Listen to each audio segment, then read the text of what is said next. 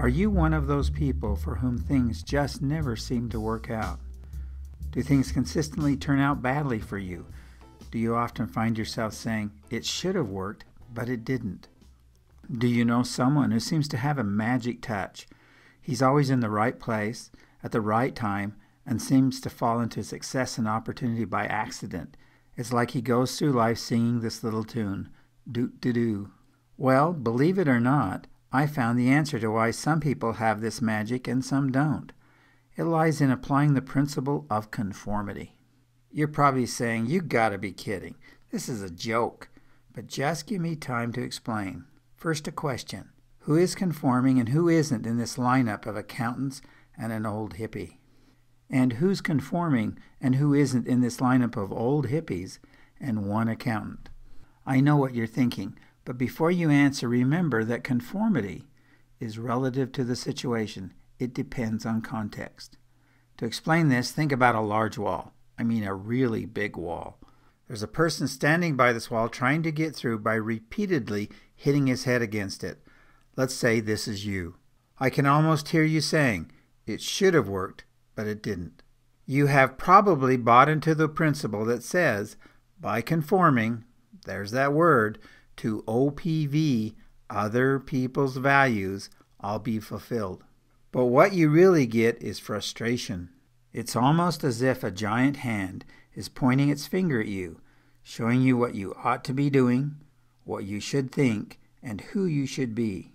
This gigantic hand could also be holding a large ruler, the standard of measurement, by which conforming souls hitting the wall are to be evaluated.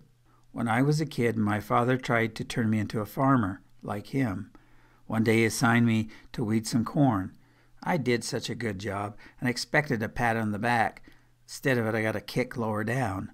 I had made the wrong choice about what a weed looks like and what corn looks like. Farming just wasn't my thing. What I was good at was art, but that was not a profession my dad considered legitimate. So for years I pounded my head against the wall of my father's expectations. But eventually, out of sheer frustration, I looked down that wall and saw a door. It had art written on it. Somehow I knew my only chance for success in life was to go through that door. And you know what? There wasn't even a lock on it. It opened easily, and I have never looked back. So to enter the door in your wall, you must buy into a different belief. To find fulfillment, you must conform, there's that word again, to YOU, your own uniqueness. To be happy and successful, you must decide to be in control of your own life. Your car has more than 15,000 parts in it. What if we were to disassemble it, then make every part like every other part? Could you make a car with 15,000 dipsticks? But with each unique part functioning together, you get the magic of an automobile. We wouldn't try to turn 15,000 different auto parts into identical ones. So why do we deny the magic by trying to make ourselves into clones of other people? These guys figured it out. They're conforming to their own uniqueness. Think of several historical figures you admire. You might list Gandhi, Mother Teresa, Martin Luther King. Which approach do you think they used? OPV or YOU? Buckminster Fuller, an inventor, once said that when he followed his own vision, things worked. But when he did what other people did, things went sour. When you find the courage to follow your own standard of measurement, the miracles will come.